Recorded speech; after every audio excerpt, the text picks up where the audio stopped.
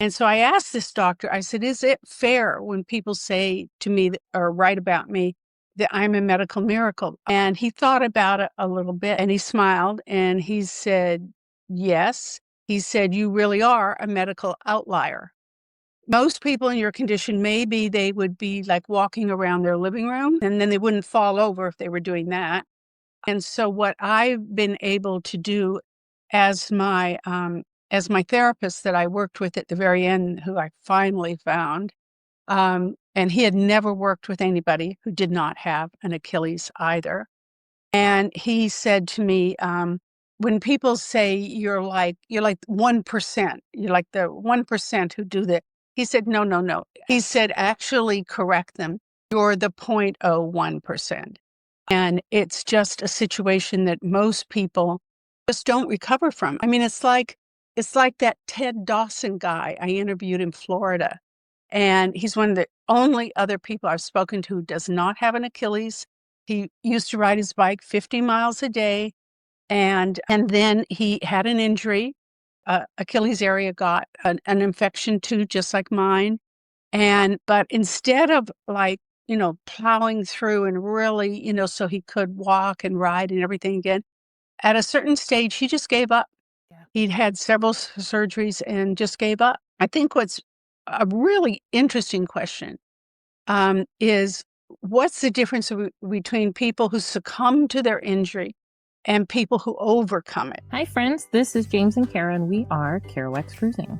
We are taking you on a journey, traveling the country with our dogs and finding remote places where the dog And us can roam free and play while we discuss life's growths, beauty, and some struggles along the way. We recommend pairing our episodes with our blog at kerouacscruising.com, where we organize accurate information in an easy-to-follow format, removing all of the conversational goodies. The link for this episode's blog post is in the show notes. We encourage you to join the conversation by commenting where you listen, engaging with us on Facebook or Instagram at Kerouac's Cruising, or email us at join@kerouacscruising.com.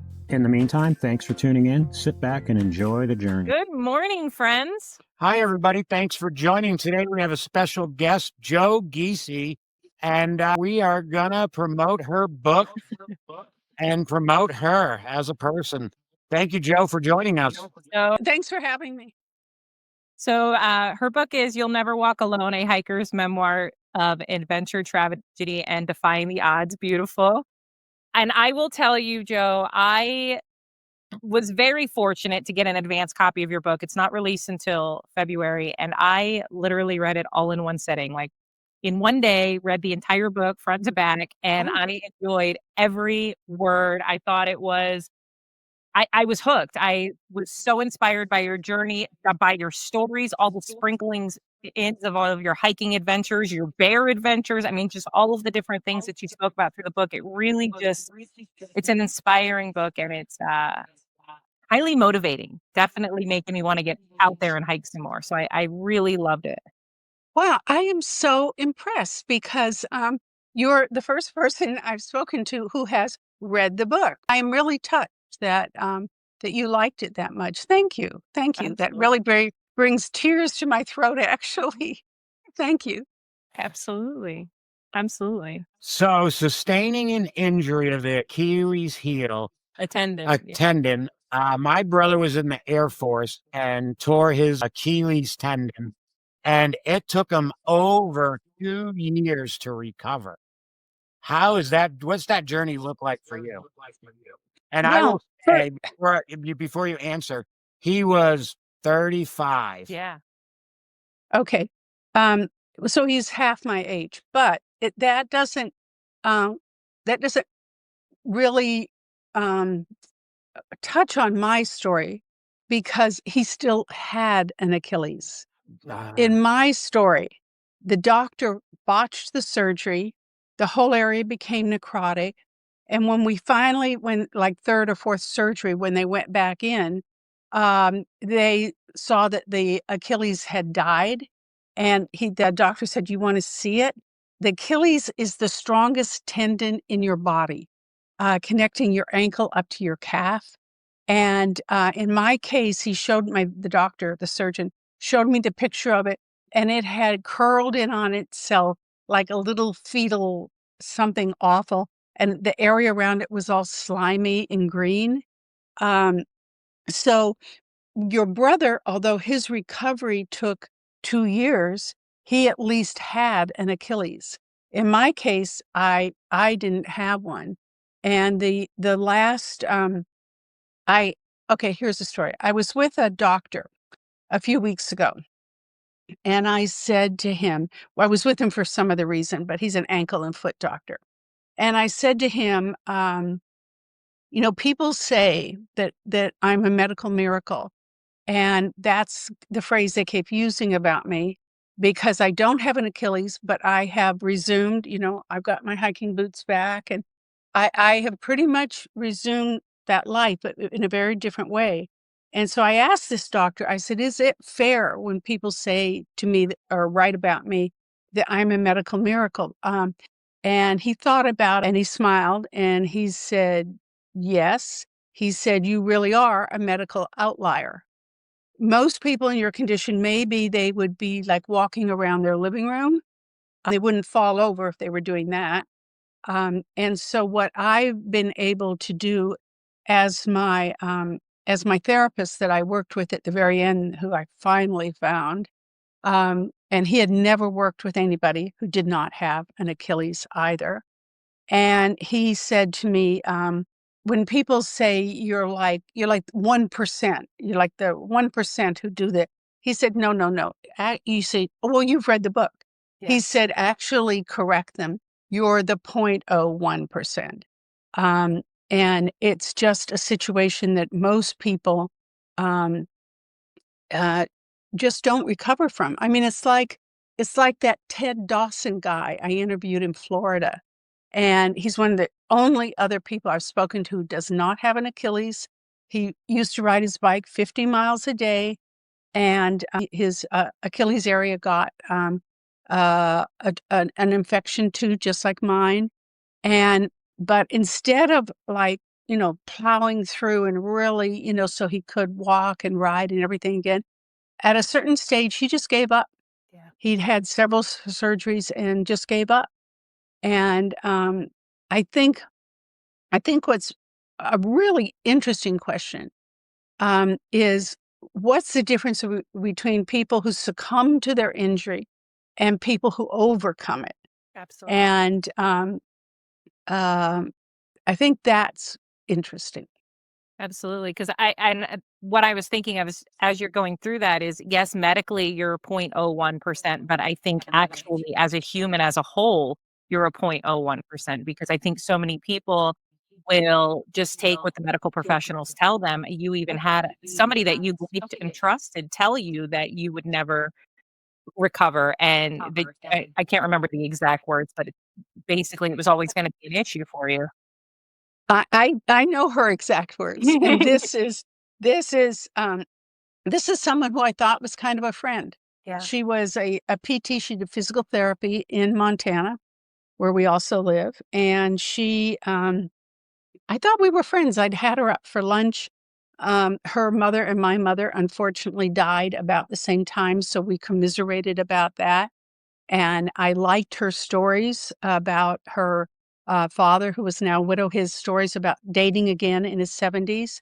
I liked that as a single woman, she was buying her own house in Bozeman. That's an accomplishment. So I thought we were friends. In addition to being my therapist, my physical therapist. So one day I go into the physical therapy place and she asked me to walk across the room. People are always asking me to walk. They want to see how I walk, and then she asked me to walk between these parallel bars, and I did that. And I did. You can't hold on. I did okay. I thought, I'm doing what I can do. And then she says to me, "You have to accept that you will be compromised for the rest of your life." It's a terrible Now, thing to hear. what she was doing is she was killing my hope Yeah. that I could get better, that I really could walk again. that I could hike again in the mountains there in Bozeman where we live. And I've never spoken to her again. And when I told another medical professional this, he said she must have been dipped in vinegar. And it you can't kill somebody's hope, and that's what she was doing. Absolutely. Absolutely. But I didn't succumb. I didn't believe her. I Mhm. thought, well, I am going to walk again. And then what was so cool is Oboz, the manufacturer of my hiking boot, honored me last year as a local hero. And they wanted to do, which was really wonderful. And then on the photo shoot, they needed to do some photos, and the photographer wanted to shoot in April. And April in Montana is a real shoulder season. It could be snowing. It could be a lot of things. The ground could be icy. It could be um, anything is better than black ice. Yeah. And the day we shot, there was a lot of black ice around. And he first shot me at the top of the waterfall, and he showed me the pictures. I said, "No, no, no. It was mostly me with just a little waterfall in the back." I said, "We need to see the whole waterfall." So to do that, you had to go down these steps down to where the splashdown is.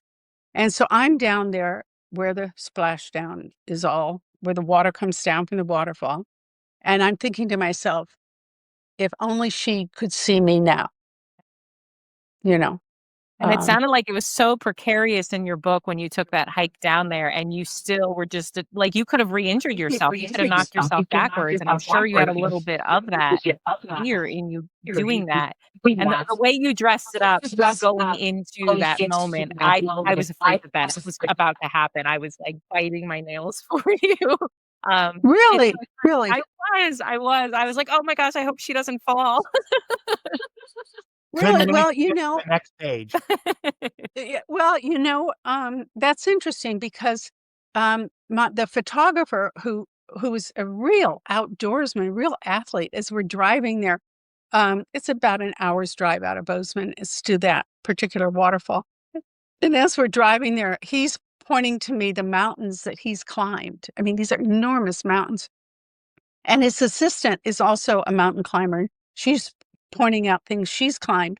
But when we get to this actual waterfall, I think the photographer was nervous about going down to the splashdown. Mhm. And I had been there before, and I knew that the steps going down are very vertical. And I just hung on. They had a handrail. You can't do it without a handrail. And I just hung on, and we got down there, and I was careful. Yeah. So Yeah. when you're out there hiking in the wilderness, sometimes it can look like what you're doing uh, is stupid and foolish. Um, but if you are um, careful isn't even the right word. But if you're using good judgment, like once I went with my hiking buddy Brad to hike in the crazy mountains near uh, timber, big timber area. And I wanted to really see the waterfall. I wanted to get on this big rocky mass. And I finally crawl over it on my butt and my hands and knees. And I finally get to the ledge there. And I'm in like waterfall heaven. I mean, the mist from the waterfalls on my face, and it's the waterfalls falling like 250 feet. I mean, it's just fabulous. And Brad, who is still back there standing on the trail, he says, he calls out to me, "Joe, watch out. That's an 80-foot drop there." And it was down to, but I wasn't scared or afraid because I was um I was okay. I was steady and stable. And I mean, sure, accidents can still happen, but I wasn't, it might look like I was as stupid and foolish as like the people at Yellowstone in the summer. People, you can open the Chasing bison. Bozeman's. Yeah, you can open the Bozeman Chronicle, and every week there's a story. There's some tourists there at the falls, the lower falls in Yellowstone, and they just want to get a little closer so they can get a better picture, and they fall and they die. And I wasn't doing that at the Crazies, although it could have looked like that to someone who didn't understand. Um, I was just having the time of my life. I mean, God, it's so great. And then when Brad said it's time for us to leave, um, and it felt to me like we'd only been there 10 minutes. Well, we'd been there 3 hours. But um, I love that. So we recently visited Yosemite and we went on the perfect storm, I guess you would say, because we show up there and all the signs say that the waterfall is going to be dry. And we get 2 days of rain, right? A day and a half of Yeah, rain, it was one of the summer. end of the summer. And we show up there and the falls were just gut. And first we had ever been there, and it was absolutely amazing. So I love waterfalls also. uh, well, then you probably know the idea of waterfall medicine. That being near a waterfall is so good for you, you might as well call it waterfall medicine. Like in my office where I am now, maybe there's 100 negative ions per cubic centimeter in my office. Near a waterfall, there's 100,000. So, and you have all that fresh energy oxygenating near you and refreshing you. And I mean, science has proved it. It's wonderful to be out in nature hiking, but it's even better for you if you can do it near a waterfall. I love that. We have experienced every waterfall that we can experience. Yeah, I wouldn't say to the same extreme as you. You had mentioned in your book you were hella dropped into New Zealand to capture 2 very remote waterfalls, which is incredibly impressive. Well, that was one of the best hikes of my life. Um, I New Zealand is. Have you been to New Zealand? Oh, Haven't. Oh, well, put it on your list. I mean, put it but to get to some of the best areas, they are totally inaccessible. I mean, there's no roads, there's nothing there. There's just land. And so my husband was going to go fly fishing there. And we were at this tiny lodge. They had 4 rooms, but they had a helicopter. And so he's going fly fishing. The helicopter is going to drop him somewhere. So I asked the lodge, well, if you're doing that for him, couldn't you find me a guide and I could go hella hiking? And they didn't like this idea because it meant that they're going to have to look around for a hiking guide. But eventually they did. And we get in this Robbie 44, and I get to sit in the front with the pilot, and it's all glass. And my husband said it was like flying in a Volkswagen with wings because it's so small. He hated it, hated it. I loved it. I was in heaven. And you get dropped into this valley, and then you you start sloshing because it turns out it was a lot wetter than it looked like from the air, sloshing toward one waterfall, and which was pretty cool, but not very big or dramatic or anything. And then we went back to the creek bed, and oh, I have something to show you. In that creek bed in New Zealand, this is so crazy. I collect these lucky stones that have just one line around them. And there is a geologic reason how they're formed. And I and in New Zealand, when we were fording this creek bed for literally a couple hours to get to the next waterfall, I found so many of these that I had to stop collecting them. I didn't have any more room for them. But the idea is that they're lucky stones, and if you make a wish on them, they will come true. So if we were all together, I would give you one right now. But then we made it through that creek, Boundary Creek, and around another curve is this enormous, massive waterfall that we got to experience in person by ourselves, and it really was. Um, well, probably the best, most memorable hike of my life. But then a couple years later, I'm reading in the LA Times that the Robbie 44, which I had thought was just fabulous, that helicopter is actually lethal, that it has such a bad reputation, and so many more crashes than other civilian helicopters. So, but I didn't know that at the time when I was in New Zealand, really enjoying it. That's scary to find out afterwards. But you know what? No harm, no foul. You didn't get hurt. No, we were fine. I would have done it again. When I was a kid, my father had a CB in Seattle. A CB is a float plane that will land on water, and he had a job um, up up up the Skagit River on a dam up there, and fixing the turbines.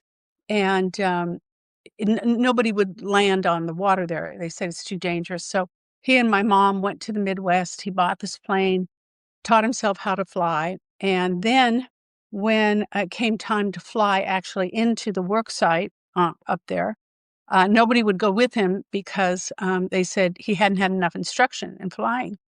But I went with him. I was 6 years old, and I sat, next to him. And I remember telling a therapist this once, and I thought, did I make that up? That once the windshield blew out and we're flying there with no windshield and the Cascade Mountains are next to us with it. And then one point I saw, I don't know, somebody was digging up home videos, and there was a video of it. I'd actually done that at six years old. So that's why in New Zealand, when I get flown and dropped out of a helicopter, um, to me, this somewhere deep in my psyche must feel real familiar, you know? You love living on the edges. Well, there is some of that. That's a good way of putting it, I guess, a little bit. So when I had my medical situation, and actually, it was the friend who came to the door that night of my accident, and during the middle of this, at some point, she said, "So, do you consider yourself an ex-hiker now?" I mean, I was practically an ex-walker, and I said, "No, never. No, no, I'm not gonna settle for that." The difference is that now I walk at half the pace of other people. And I experienced this most profoundly. And this is the last chapter in my book where I went on a sunrise hike. And it turns out I'd never been on a sunrise hike. I don't know how that was possible, but I hadn't. And they had fire pits there, and it was really cozy, and they're giving us hot coffee. And to my surprise, because we met at, I guess, 6:37 in the morning, and it's Montana. It's summer, but it's Montana, so it's about 30 some degrees out. And but everybody's in a really good mood. I was surprised how many people had come. And then it's about 7:30 we start up this mountain. It's a very easy trail. I've done it many times. And I start walking alongside this guy, and he's telling me about his recent trip to Taiwan, which is really interesting because my husband and I want to go to Taiwan soon. And and then I realize that the rest of the group has gone way ahead, and this guy's kind of lagging behind because he's talking to me. And I tell him at a certain point, Go ahead, go ahead, it's fine, go ahead." And that was probably the day I realized that, and it was sad for me. I've hiked with groups everywhere, and it really hit home that I can hike now with one other person who will hike at my pace, which is slow. But I can't do group hikes anymore where you just tear up a mountain, um, and that's really fun.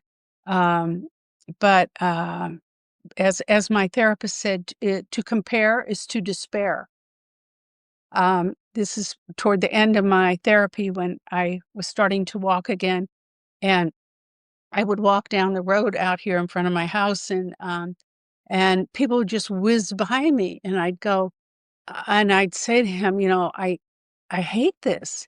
And he said, to compare is to despair. Quit it. So I just am celebrating what I can do. And but that the title of the book is You'll Never Walk Alone. And how that resonates with my story is that eventually I had all these doctors and therapists that I found to work with. And without them, I would not be walking today. It's a really inspiring journey because you go through, you really walk us through beautifully the despair that you did go through and those. I mean, your doctor who botched the surgery blamed you for it. I mean, just so many different things happened that many people would have given up at this point, and instead, you just kept pushing forward and finding your team, your cheerleaders, your people that were gonna help support you and help keep your hope alive, and now you're doing the unthinkable, and so it's modified from what it used to be. You're walking, you're hiking, you're getting out there and being able to continue to chase your waterfalls. It's so, so inspiring.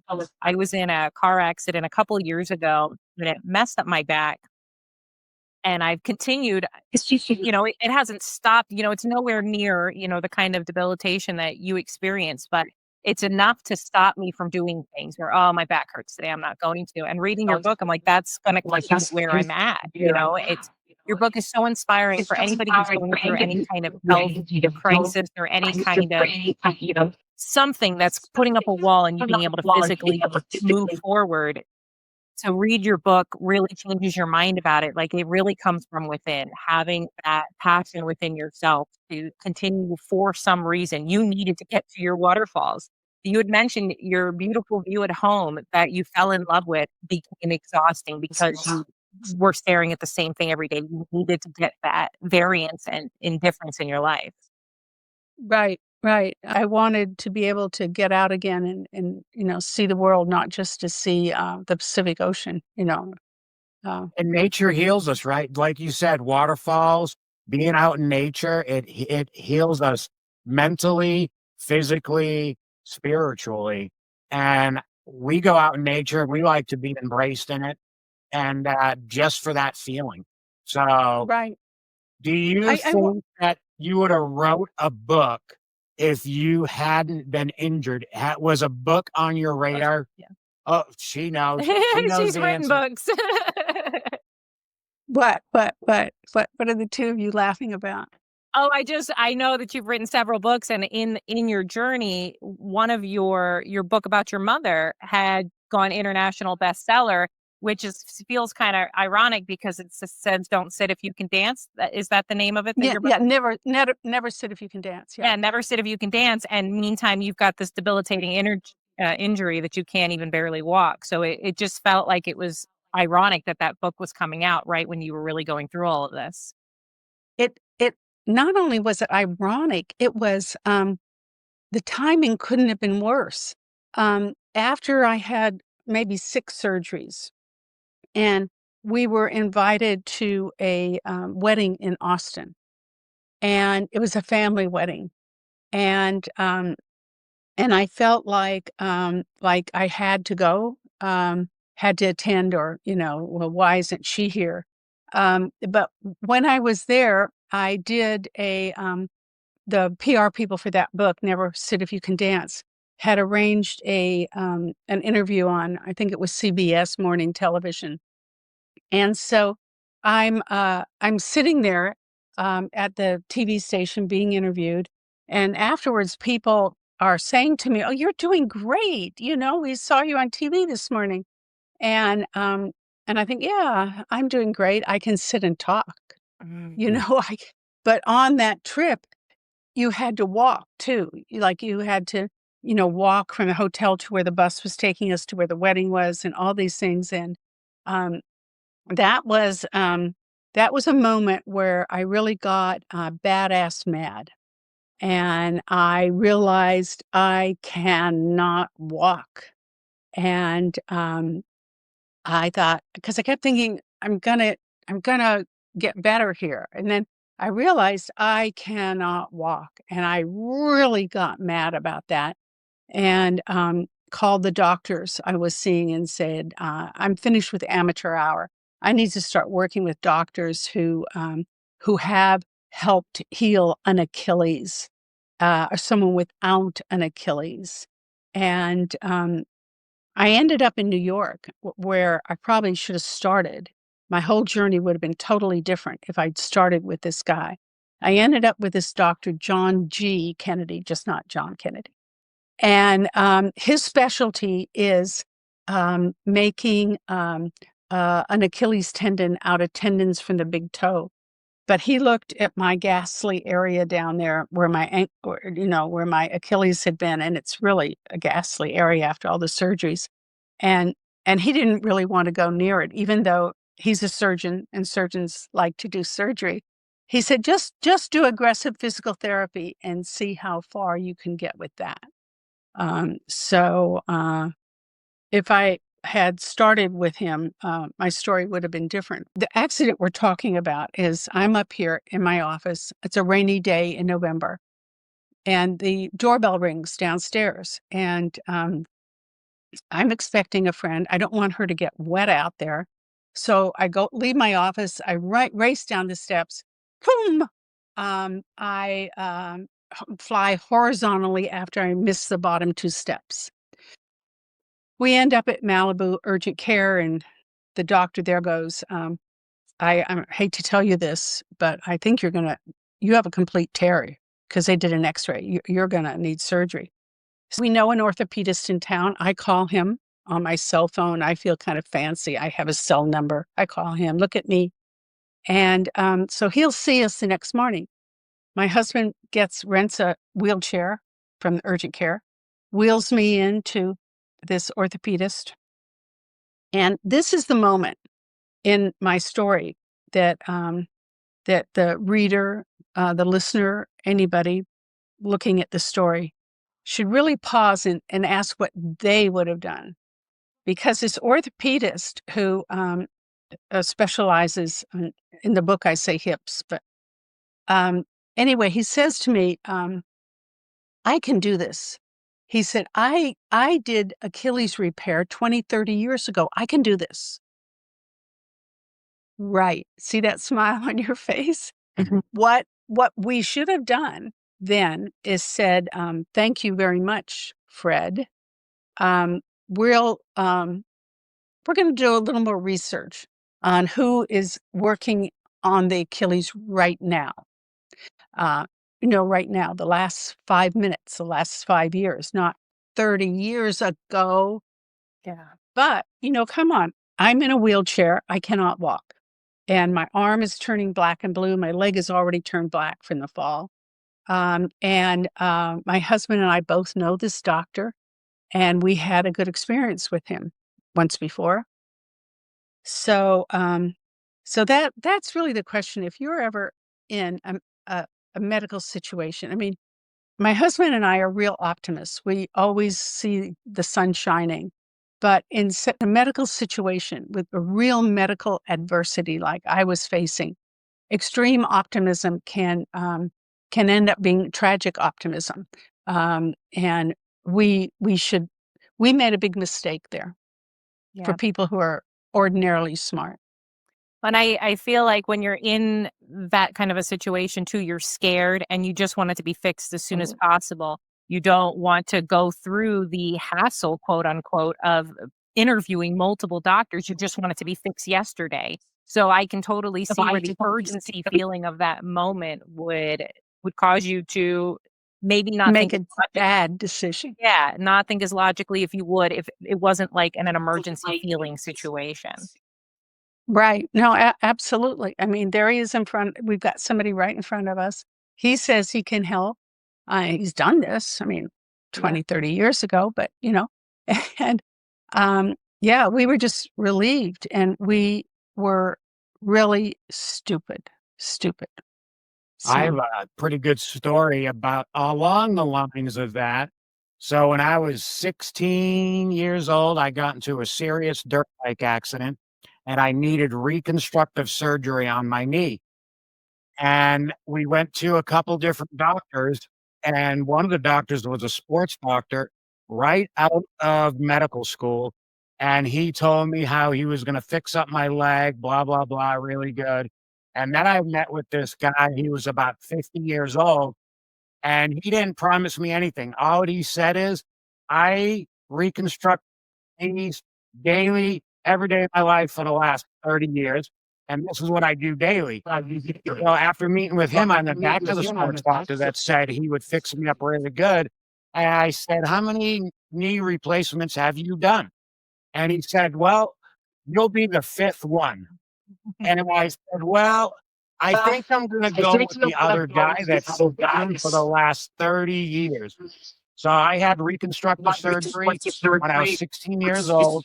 I still water ski, downhill ski, and I hike 20, 30 miles at a time. Well, So, so you made a really good medical decision. yep, and it's almost opposite. But he had 30 years ongoing experience versus a guy just out of medical school. And I just figured I was like, this guy does it daily. This guy's only done it 4 times. I'm gonna be the 5th guy. What are the odds No. of him messing up? Right. Odds are pretty good. Pretty good. So, So it is about experience and about keeping up with, medical procedures at the time. Yeah. So I was very fortunate. My mother thought a younger sports doctor is the one I should have went with. And I was like, well, I don't know. I like the older guy. He felt more confident in his ability to fix me. So right. that's why I went with him. Well, and sometimes, that worked out and I'm glad for you. I'm really glad. But see, okay, in a way, the title of my book applies to you too, because you'll never walk alone, because that doctor was someone who you could say walked with you through this and enabled you to be walking again and playing and water skiing and whatever. Um, so the title of the book really is, and here's some lyrics. This is in the front of the book. Um, I just love this when I take singing lessons, and You'll Never Walk Alone is a song. It's from Rodgers and Hammerstein musical The Carousel from 1945. But when when my singing teacher sang this to me, walk on with hope in your heart, and you'll never walk alone. You'll never walk alone. Walk on through the wind, walk on through the rain, through your dreams may be tossed and blown. And the title of my book originally was Keep Chasing Waterfalls, because I walk to waterfalls, hike to waterfalls. And but then when I saw this song, You'll Never Walk Alone, I thought, that's the title of my book. All the people, all the doctors, all the therapists, all the friends, who were there for me at different stages in this journey. Um, it's amazing. I had a friend, Shelby, who is single, and she also was an only child. And I was having lunch with her one day, and I tell this story in the book. And she had just been to a cardiac surgeon who said that she needed to be on some kind of heart medicine for the rest of her life. And then she needed some cataract surgery, both eyes. And I told her, this is really hard stuff to do by yourself, alone, without a pal there or a medical advocate there with you. And she said, "Oh, I'm used to doing my stuff alone." And so we continued eating our fish and chips, and I don't think either of us really believed her. And part of my journey also was that my husband Ed had retired from that point. He was a very, I could say, important appellate lawyer in Washington, D.C., the kind who try cases, argue cases at the Supreme Court. But he was retired. And so he was there for me every step, no pun intended, of the way. Um, when I just recorded the audiobook, the audio engineer who is going through a divorce, he said he really wanted to meet my husband because he said he really enjoyed reading about him and how much he was there for me. And that was from a man's point of view. I really enjoyed hearing that. He definitely seems like he was a sturdy, steady force through your healing because you had such a great support system. I mean, even outside of your husband, I mean, it sounds like your friends, your family, you had such a beautiful extended network that you've been cultivating for years that when you needed it, was such a beautiful way they all showed up for you. Right. I mean, like my Persian friend who came in with this not just not just a plate of Persian food for us, but a whole pot of it. It's I mean, it's beautiful and it tastes so good. And I mean, not good. That isn't even the word for it. And she said, I used to make this for my husband, and that's why he married me, but I don't make it anymore. It's just too complicated, takes too much time. And but she'd made a big pot of it for me. And Bosie, her husband, said, "Well, could he just have a bite?" But while she's bringing it over to me, and she said, "No, no, no. This is all for Joe."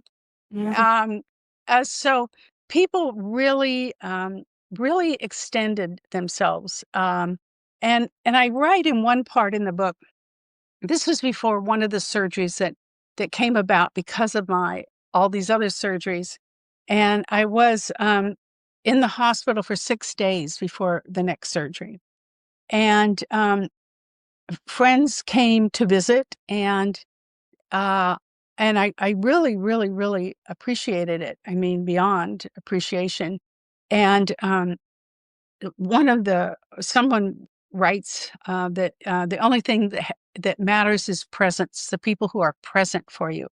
It made all the difference to me, but I also know that, that the people don't sometimes won't come if you're in the hospital because, what do you say?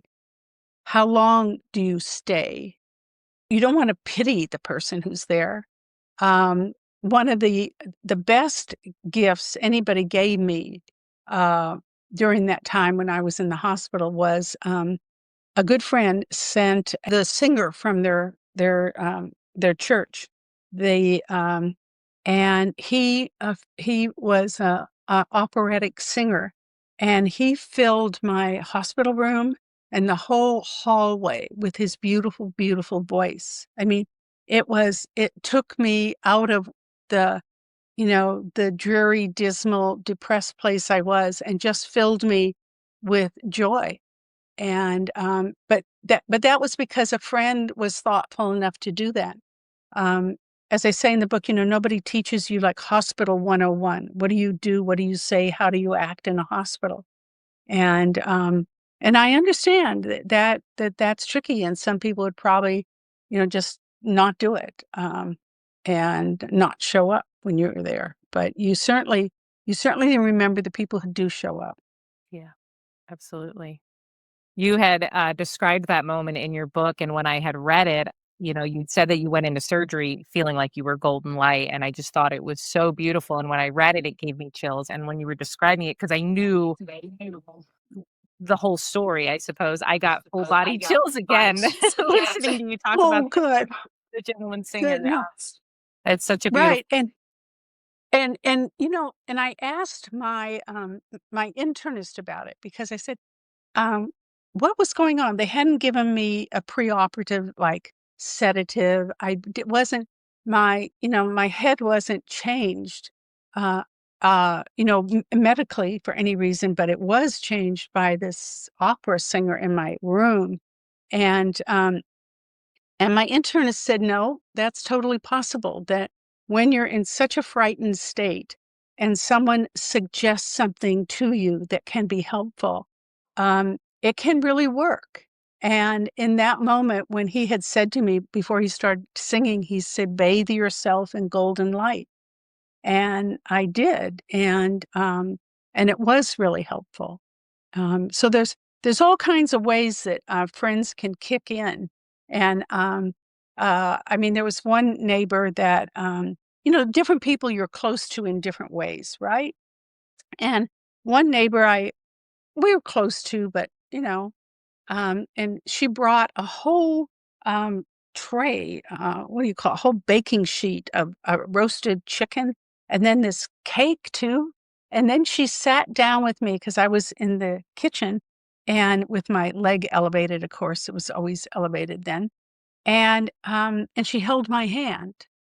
And, Noelle and I had never sat in the kitchen holding hands before, and it was exactly what I needed at that moment. Just somebody, words weren't necessary, just somebody holding onto my hand, whether, that it mattered to her that I recovered.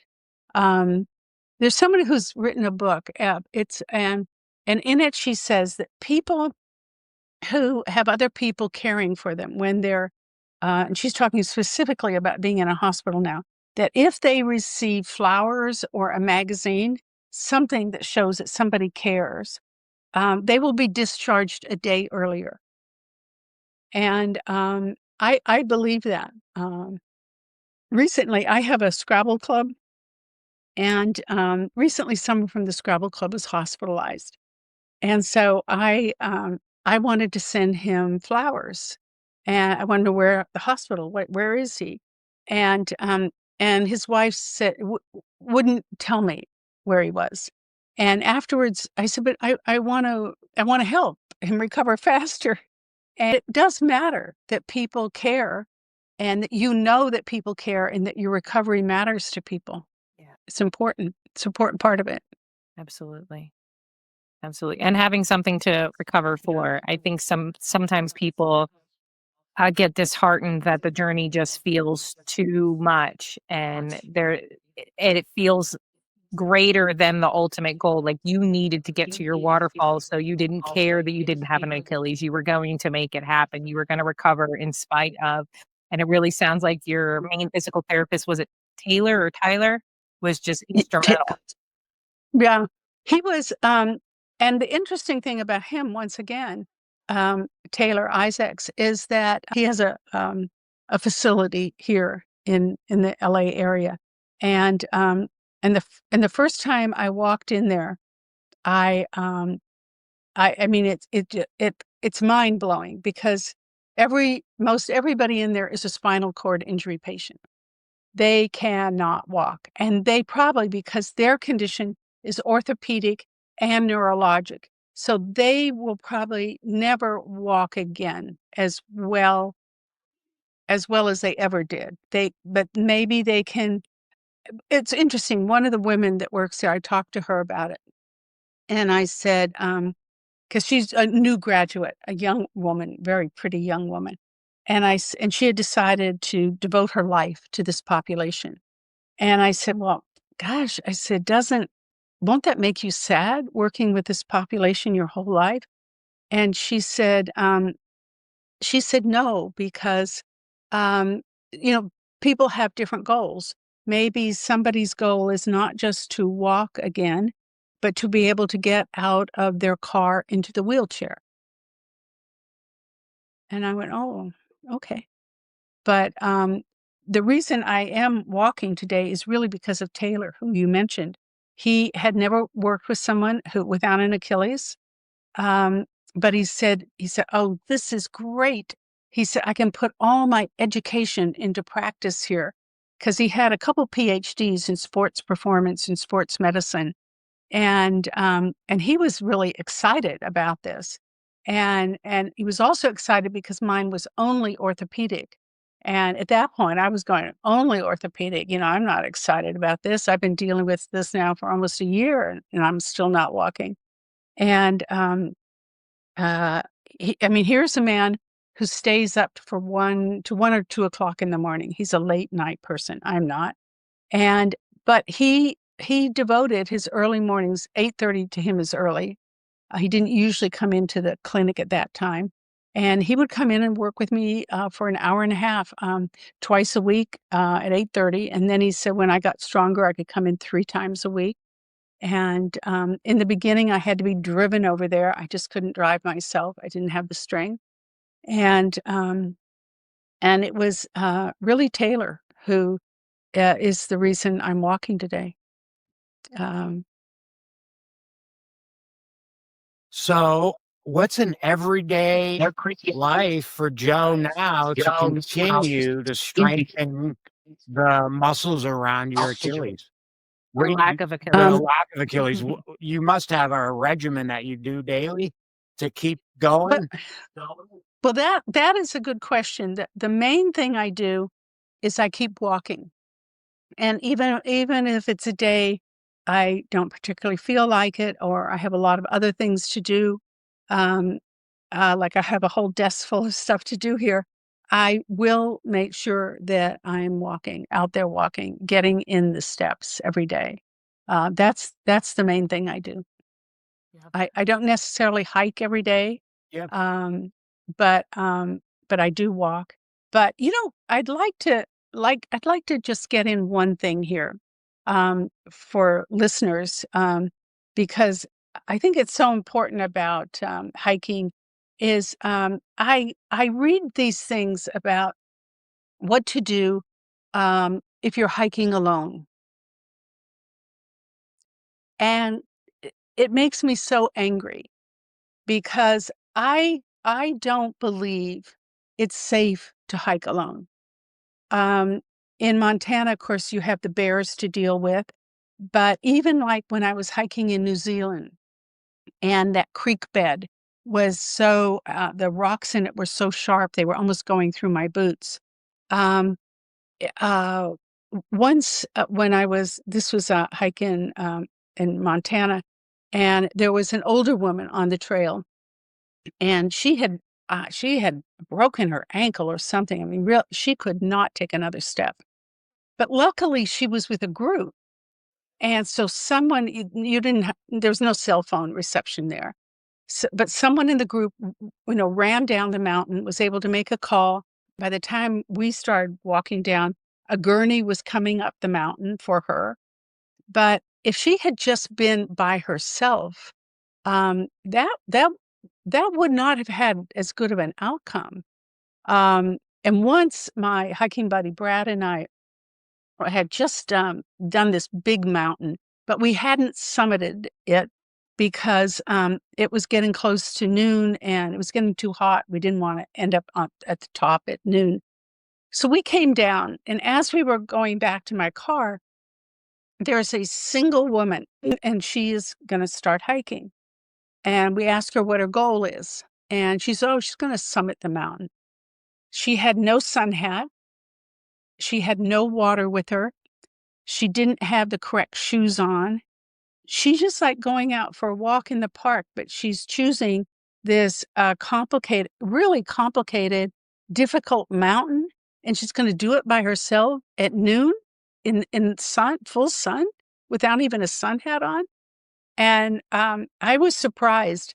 Um, Brad, my hiking partner who hikes with people professionally, I was surprised that Brad didn't say anything to her like, "You're not prepared for what you're doing." But I guess he didn't like want to butt in and interfere or something.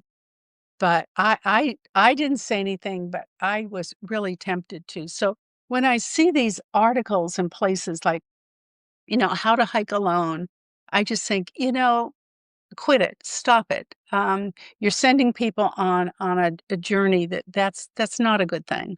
I mean, there's a mountain outside of Bozeman. There's several cities have mountains like this outside their city, and there's a big M on top of the mountain, and there's a trail there, and everybody from town goes and they hike up the M, and you can certainly hike that by yourself because it's like a in town hike, and there's always people on it. You got good cell phone reception. That's a totally different situation than this woman we ran into on this really steep, difficult terrain, really difficult. And she looks like she's dressed to go into Costco and buy some chicken or something. I mean, really, Yeah, really. absolutely. We worked at the Grand Canyon for almost 10 years, and the amount of that we saw people hiking under the rim into the bottom of the Grand Canyon, looking like they were ready to just go to the grocery store or they were just gonna, do their quick little jog through their local park. No water, or they just got the tiny little plastic water bottles. You're in the middle of the desert, gonna be going to the river and back in one day is 20 miles. It's over 100 degrees at the bottom of that canyon, just the insanity. 5,000 gain and loss, elevation gain and loss. We've seen so many So much people, of and it. then so many people rescued because they weren't prepared. Yeah. And Right. I'm 100% in agreement with you. You should not hike Yeah, alone. nothing rural or remote, that's for Nothing rural or remote. If you don't have cell service, and think how fortunate we are now that we even have cell service. Back 20 years ago, you didn't have cell service, and it is dangerous to hike alone. I've hiked a lot, and I've done a lot of hikes, and I don't think I would do a hike by myself in the wilderness with no cell service. And we see it No. all the time. Right. Right. And especially like where one of the places where I hike in Bozeman, um, it would not be uncommon to just go around a corner on the trail, and there you are, eye to eye with a bear. You're not pulling out a That cell phone at that point. Like, no, you even if you had a cell no, service, I was just gonna say a cell phone still isn't, because if you fall and you hit your head, nobody's gonna know. You really shouldn't hike alone unless you're in a populated area where somebody's going to yeah, see you. My son is a big hiker, runner, and he lives in Sandpoint, Idaho, which is grizzly bear country and mountain lion country. And he was running on a trail by himself and came face to face with a mountain lion. And thank God the mountain lion ran the other way, but you just never know. And for him, he goes armed, so he feels he's safer, but you just never know. no. And also in some places, okay, so here one day we were out walking. This is a whole different area, but it's still Montana, and we notice over to the other side of us, maybe 20 yards away. There's three bears, a mother bear and two cubs. Well, this is the worst, most dangerous, because mother bear wants to protect the cubs, so she'll kill us to protect the cubs. There's a guy there, and he comes running up, and he says we should all cluster together so we look larger. Then there were a couple of hikers in front of us, so 5 or 6 of us cluster together. And he said, don't worry, he has a gun. He's armed.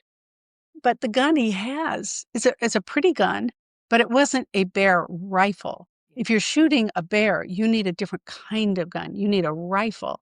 And I was just kind of laughing at this guy. I thought if he thinks he's going to damage a bear with that pretty little gun, Gonna make it mad. yeah, yeah, don't forget that idea. So That's that so true. right. But that was, another thing that was particularly fun about hiking in New Zealand is there are no predators there. No predators. So I hate, they just scare me, snakes. And there's no bears. And, it's just you just have to worry about those things, You can just Even in the enjoy. mountains of Malibu, you must have to worry. There's a good bit of rattlesnakes in that area, correct?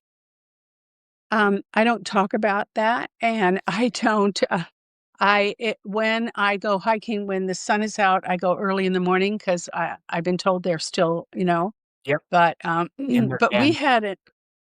we had an incident here, um, just a few weeks ago, really strange. I was just out walking the road like I do to get steps in, and there was a CBS News truck on the road, and she came up and she asked if she could talk to me. I said, "Sure," and, they were there because a mountain lion, was, literally 1 mile from our house, a mountain lion, and the mountain lion had attacked, an 11-year-old girl, Oh, in no. her yard, and, so she's talking to me about this mountain lion, and, I said, "Well, I know what to do when I'm hiking with bears. I have bear bells on my hiking poles, I have a whistle around my neck, we have bear spray." but I wouldn't know what to do if I encountered a lion on the path. I mean, really? Uh, yeah, in this area, you can encounter several different things. Wow. Right. Yeah. Well, Right. Joe, if somebody wanted to connect with you or buy your book when it's released, where are they going to find your book? Oh, they'll find the book on Amazon. It'll be very easy to find it there and in bookstores. Beautiful. So, Now I have to ask you, for the people who are watching this on video, there has to be a story behind all the rubber duckies hanging out behind you. oh, oh God. Um, well, yeah, what you're referring to is the top shelf, or top two shelves of my office here. They're rubber ducks. But if you were downstairs going from our living room to outside on the deck, there's a whole line of rubber ducks about to enter the house. Um, That's about about I guess it must have been about 20 years ago. My mother bought me a hot tub for the yard. And the guy who sold it to us, gave us a little rubber duck. It said jacuzzi on it, gave me 2 to put on top of the hot tub. And then people would come visit, and they'd see those 2 little rubber ducks, and for some reason, they thought, "Oh, she really likes rubber ducks." And they would bring them. And at a certain point, I had like 100 of them. The best ones I keep inside.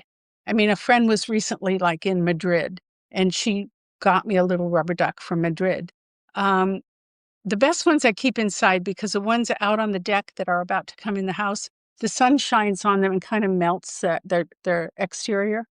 But it just all started with the little hot tub, and it continues. It's just kind of fun. It is fun. I love that. Yeah. that's awesome.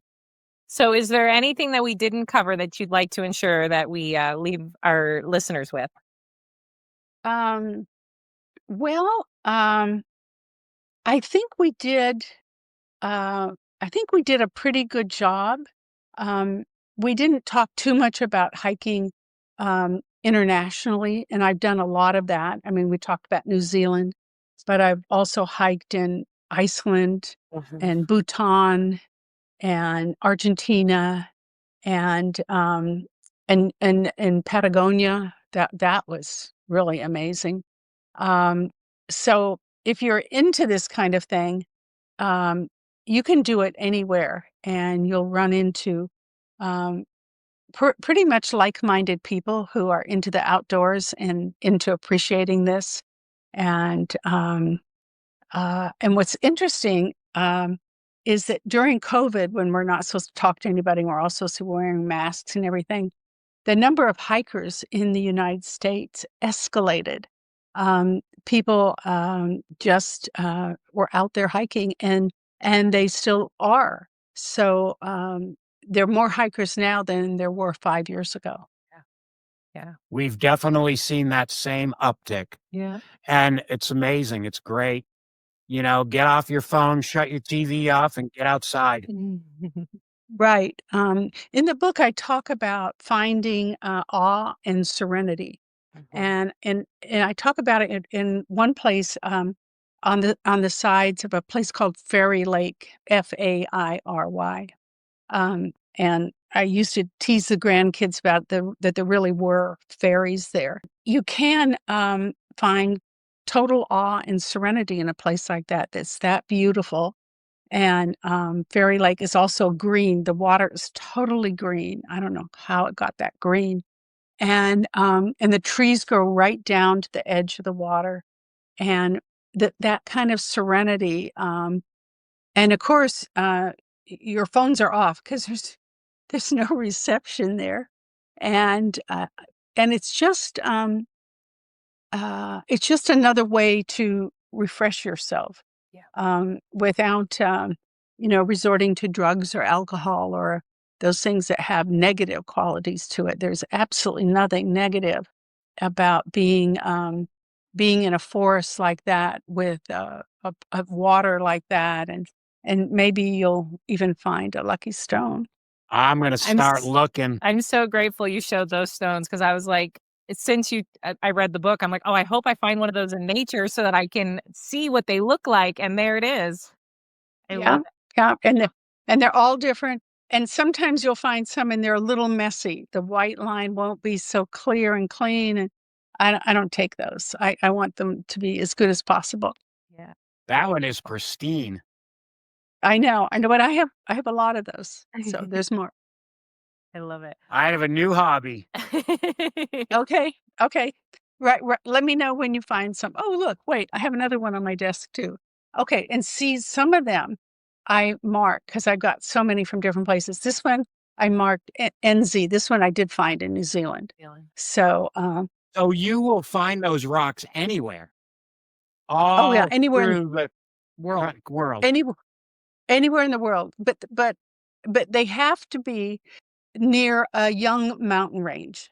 And then they fall off that mountain range, pieces of the mountain fall off the mountain range, and then there has to be a body of water. The body of water tumbles them and tumbles them into that shape. So, this didn't fall off the top of the mountain like this. It got tumbled around in the water and got, softened into that shape. I love learning stuff, and I learned something new today, so thank you so much. Yeah, That was good. amazing. Well, it was fun. It was fun. And I also, you know what I really appreciate too about this interview is that that the two of you agreed with me that it's really not safe to go out in the wilderness by yourself, you know. And I know it's hard for single people to feel like they can have somebody, but there's so many groups like Facebook, for example, there's Meetup, there's so many ways to find people to hike with that like to do the same sort of things you do for free.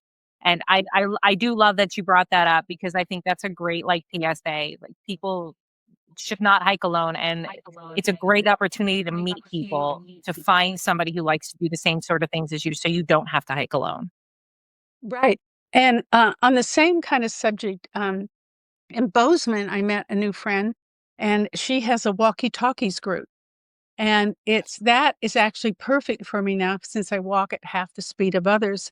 And, walkie-talkies are, people who are just walking and, slow enough so that you can talk and chat. These are not the ones who are speeding up to the top of the mountain. And, I actually, because I liked it so much there, I formed a walkie-talkies group here. And, I, will resume again, but the one in Montana is really successful. I love And then I found out that walkie-talkies, I thought my friend had just created this. It turns out walkie-talkies is like a national group, and they're everywhere. So Never if heard of it. you end up in if you end up in Cincinnati, I think you could Google walkie-talkie and see if there's a group there. I love that. I do too. I've never heard of that. That is pretty cool. And when we do elk hunts, we do carry Well, this walkie-talkies. isn't they're just calling it's not the machine walkie-talkie. Oh, that's It's what. they're walking and talking. Oh, Yeah. Yeah. Yeah, it's just the name for the group. Yeah. Yeah. yeah. So you Yeah, just it's a play on words. well, I will tell you, when you are walking in long hikes, when you're talking to somebody, the distance doesn't seem as far, Yeah. and you don't seem to get as winded when you're talking and walking. You go slower, yeah. Right, right. Yeah, because you're relating to somebody. Yeah. That's beautiful. I love that. The one time that me and Kara were coming out of the Grand Canyon, Kara's first time, I had to talk her out because she didn't want to go any further. She just wanted to stop. And I was like, you got to do, we literally talked our way out. Yeah. And that's how we Yeah. got out. And we did 15 miles that day. So Yeah, it was, I can understand that. Yeah. yeah. Yeah. So it's that's awesome. Thank you. So So what else we got? I she did mention she's got lots to do. I mean, I feel like we could talk to her all day, but we should respect her time and I just want to say, Joe, it was a pleasure to talk to absolute you. pleasure. You are a wonderful person, and I really enjoyed the conversation. Really, After Thank reading, you. couldn't wait. Well, I am so excited that you're the first person I've talked to who has actually read the book. Yay. So, and that you enjoyed it so much. really makes my day. You've just made my day. So there we go. I love that. That is so beautiful. Brilliant. Thank you so much. Find her book on Amazon. You'll Yes, never in walk alone. February, right? It comes out in February. February 2026. Right. February 10th, I think. Yeah, February 10th. It'll be in the New York Times February 8th. Okay, All right. beautiful, beautiful. And you're already an international bestseller, right? When the first time somebody told me that, I questioned them, and then I went and I looked at Amazon, and I thought, well, he's right. Yeah. So my current book has sold well, and I also like it a whole lot too. So you'll never sit if you can dance. That was what my mother used to say to me. I'm going for that one next. Right. Okay. Well, thank you. And you guys have a good day. Thank you. You too, Joe. Awesome. Thank you so much. Thanks for tuning in to Kerouac's Cruising. We're thrilled to have you with us. We had a blast recording this episode and hope you enjoyed our adventures as much as we enjoyed sharing them. For more amazing pictures and stories, visit our website and blog at kerouacscruising.com. And join the conversation on Facebook at Kerouac's Cruising or email us at join@kerouacscruising.com. We'd love to hear your thoughts and suggestions. If you enjoyed this episode, please consider liking, subscribing, and leaving us a review. Your support helps us reach more listeners and allows us to continue sharing our travel experiences with you. It's a generous favor that means the world to us. Thank you so much for listening to Kerouac's Cruising. Until next time, happy travels.